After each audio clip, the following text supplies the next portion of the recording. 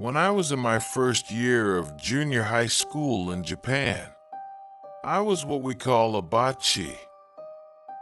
That is a slang word for someone who is a loner or socially isolated student. But I wasn't completely alone. I could talk with classmates casually, but I never belonged to a particular group. It was a kind of half-loner position. If someone spoke to me, I would respond, but I never took the first step to approach friends myself. Those who have experience being a loner might understand. The truth was, I simply had no real interest in other people. I couldn't even remember most of my classmates' names, and I couldn't follow along with my friends' gossip. Who liked who was dating who. I just thought, oh, is that so? And moved on. When we entered junior high, everyone suddenly became obsessed with these topics, and I had no space to join in their conversations. Perhaps I was the only one still acting like a child. At that time, trendy cell phones, the early feature phones, not smartphones, were spreading among classmates. But I didn't own one. I was completely left behind. I was the one who missed the train. There was one girl in my class whom everyone avoided. It wasn't that her personality was terrible or anything like that, but her mother was known as a strange woman, and unpleasant rumors kept spreading. In our middle school, very conscious of public image, no one wanted to get close to her. As I said before, I was a bachi, a loner who didn't keep up with gossip, so I knew nothing about those rumors. When she spoke to me, I simply answered her normally, and little by little, I became the only person she talked to. During every break, she would come to my desk. By then, even I had finally heard the rumors about her, but I continued to be her friend as usual. It seemed like I was her only friend, and she was also my only friend. I think she sensed that too, and it made her feel safe.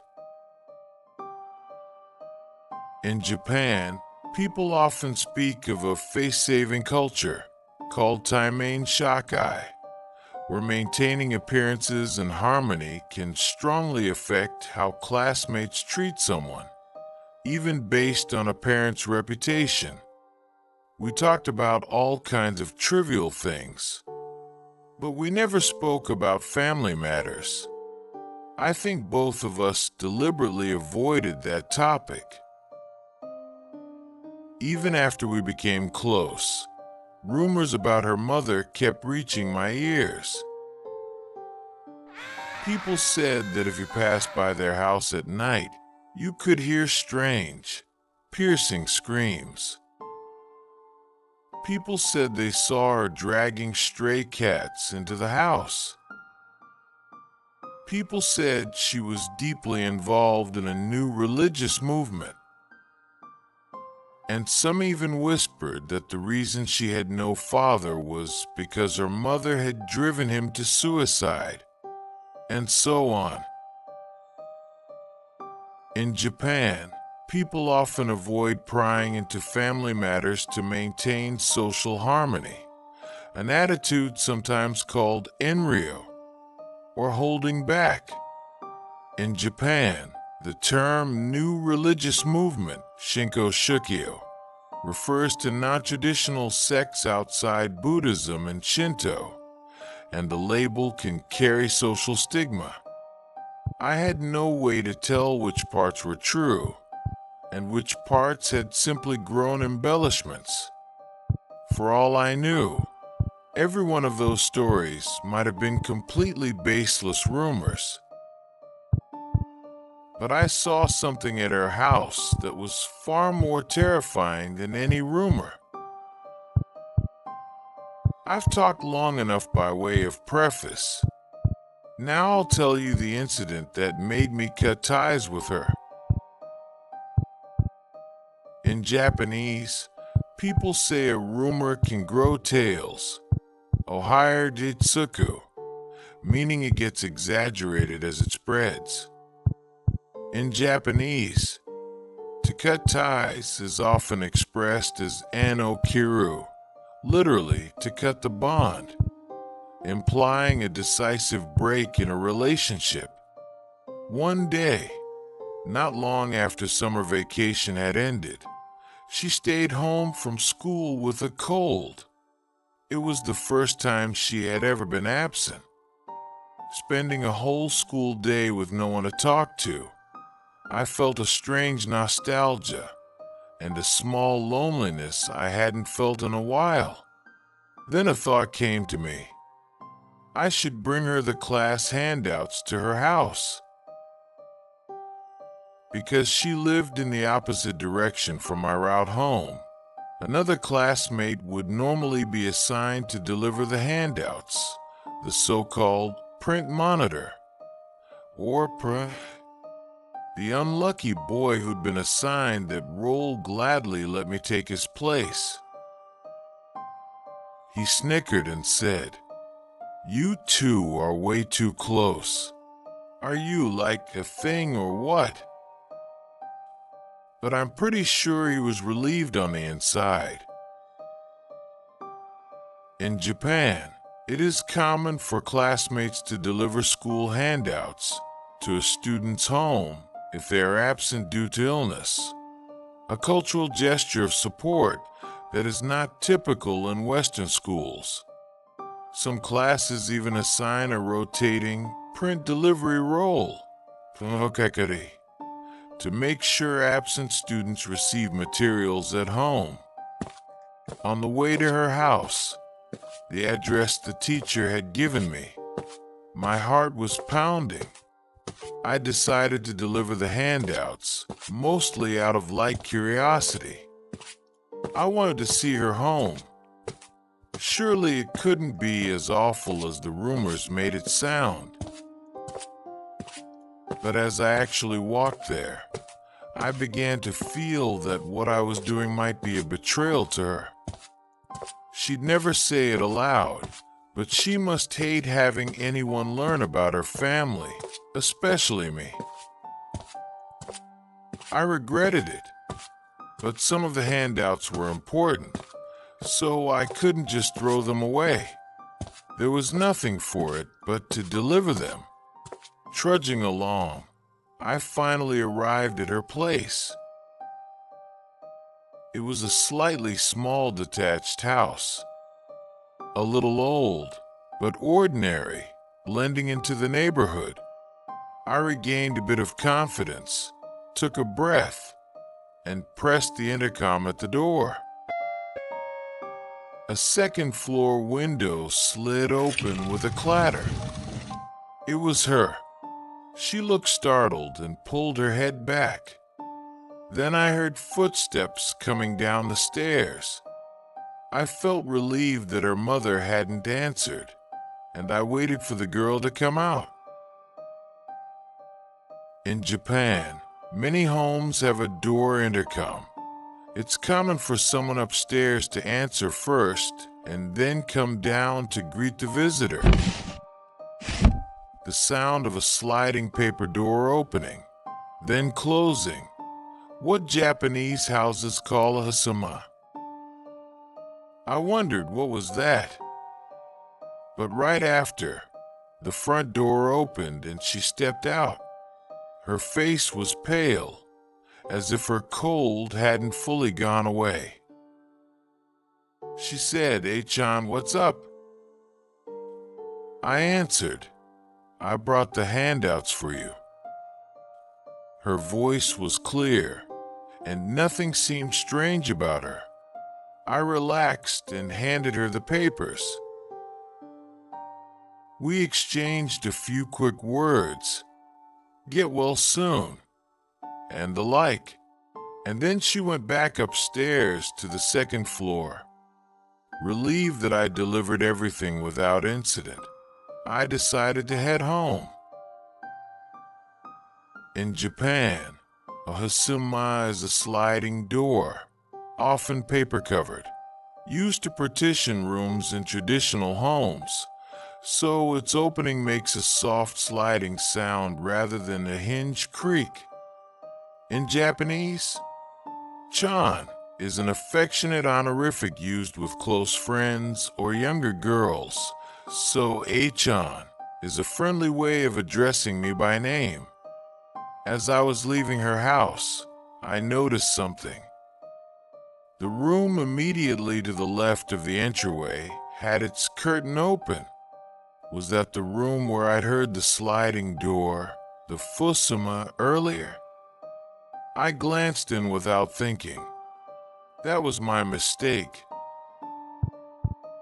In the center of a tatami room, a petite woman stood unsteadily, both hands raised above her head, as if she were changing a light bulb. What she was holding was a cat, or maybe a dog. I couldn't tell. It looked dead. What is that? Suddenly terrified, I bolted away as fast as I could. As I ran, I thought I heard, behind my back, the sound of the curtain being drawn shut. In older Japanese homes, rooms with tatami flooring and sliding doors are common near the entryway, and street-facing windows often use curtains rather than blinds. The next day, she came to school. I couldn't stop thinking about what I'd seen the day before, but I couldn't bring myself to ask her about it, so I just stewed in silence. She acted completely normal.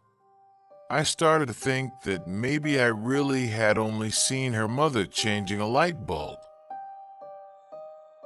During break, she said, "My mom caught a cold today too.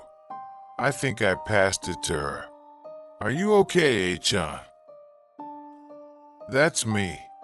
A-chan is the nickname my classmates use for me.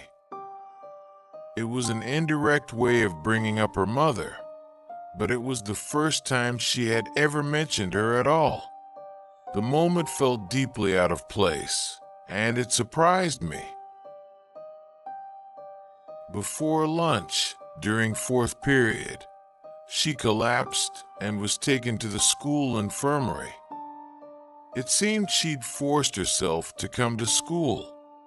She hadn't looked that sick, but her temperature was close to 38 degrees Celsius, about 100.4 Fahrenheit, and she was actually barely able to stand. She brushed off the teacher's worries and walked home alone. Since she lived near the school, I told myself she'd be fine. But I was worried, and as I kept thinking about her, an unpleasant thought occurred to me. In many Japanese schools, there's a nurse's room called the school infirmary, where sick or injured students rest under a staff member's care. In Japan, students often eat a standardized school lunch called kishoku in their classroom rather than lining up in a separate cafeteria. Maybe she forced herself to come to school today because if she stayed home, I would come to her house again. The more I thought about it, the more it seemed possible. She even brought up her mother today. Maybe that was to steer my thoughts away from something. These thoughts were the kind I should have stopped, but they kept multiplying. The more I turned them over, the more they seemed to fit. That curtain sound I heard yesterday, could it have been her closing the curtain after watching me from a second-floor window? Even with those doubts, our friendship continued as before. Whatever that woman was, she was still herself, and I truly thought she was a good friend. If there was something she didn't want known, I wouldn't pry. That seemed best for both of us. Then, one day in December, she was absent again. According to the teacher, she had another cold. By then, our classmates treated us like a close couple, teasing us about always being together. She had even started talking a little with others and wasn't avoided as much as before.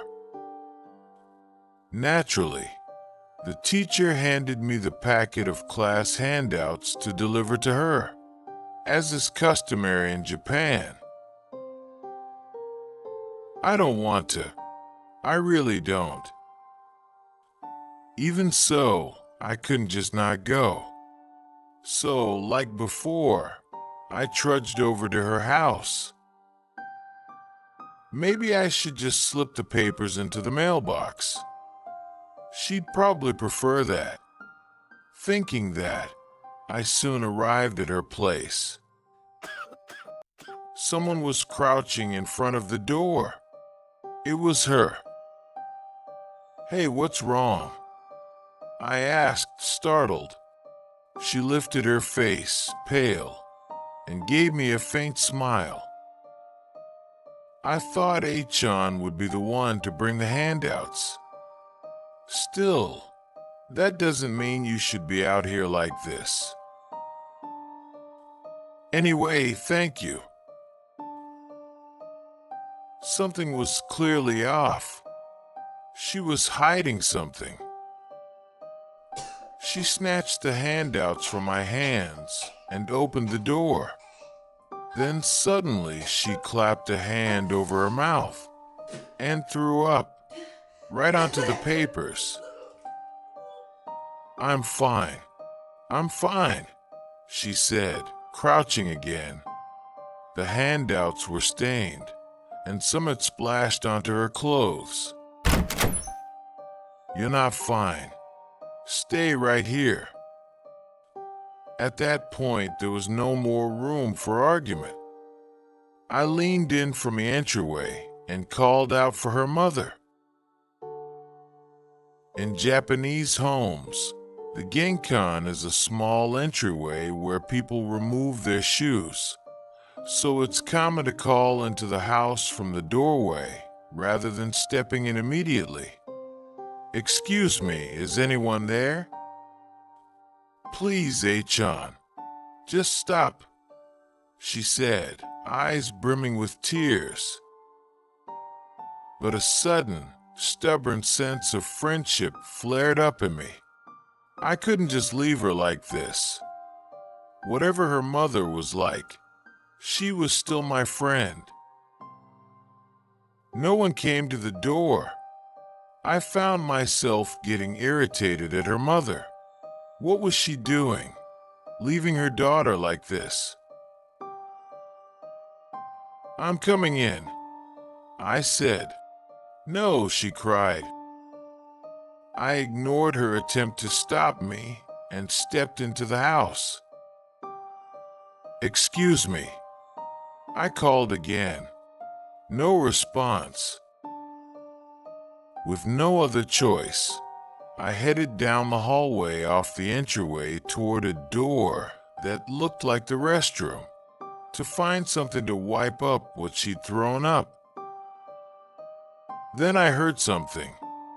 From the left side of the hallway, from that room with the sliding paper door, the Fusuma. So someone is there.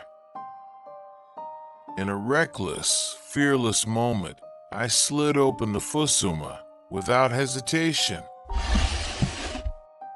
In Japanese, to step into a home is often expressed as "ai and iagaru," literally, to go up into the house, meaning to cross the Genkan threshold. Doing so uninvited can be considered bold. In the end, she was there.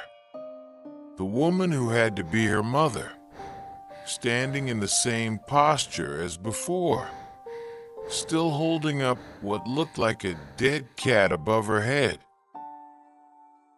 But there was something in that room even stranger, so strange that her pose no longer mattered. Her mother didn't even seem to notice me. My eyes followed the animal she was lifting upward toward the ceiling. On the ceiling, there was a single enormous face. Eyes, nose, mouth.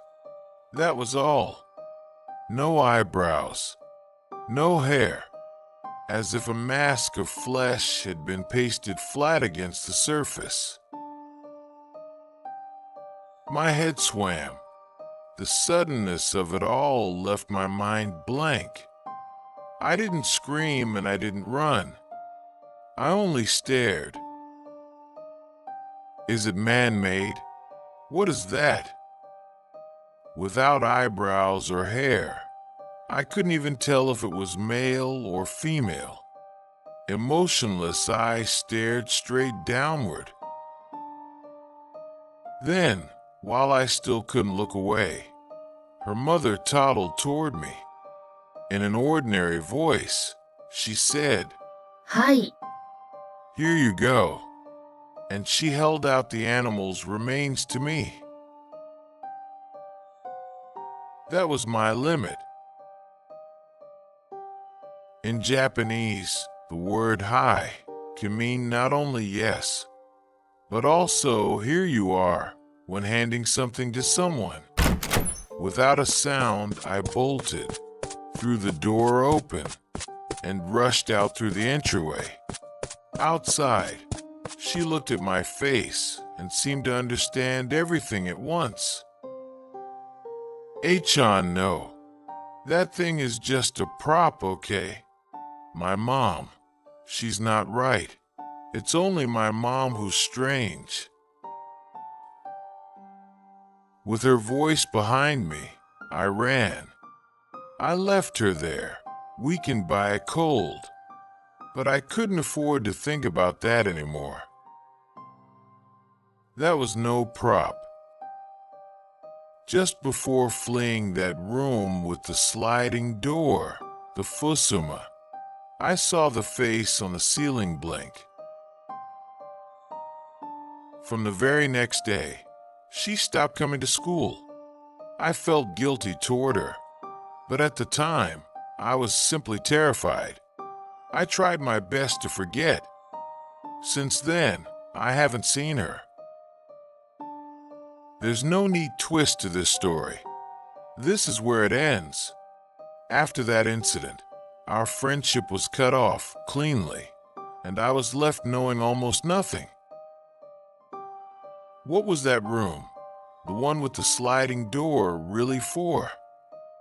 What was her mother doing with the animal's remains? I heard only by rumor, carried on the wind, that her father truly had died. Back then, a kind uncle lived nearby and kept an eye on the family. I don't know how things are now. These days, I only wonder how she is. In Japanese storytelling, saying there's no oki means there's no punchline or twist at the end, signaling an intentionally unresolved ending. Kaze no yuwasa, literally rumor on the wind, refers to hearsay passed along informally. Ajiza means uncle. It can also politely refer to an older man in the neighborhood, but here it's understood as an actual uncle who watched over the family.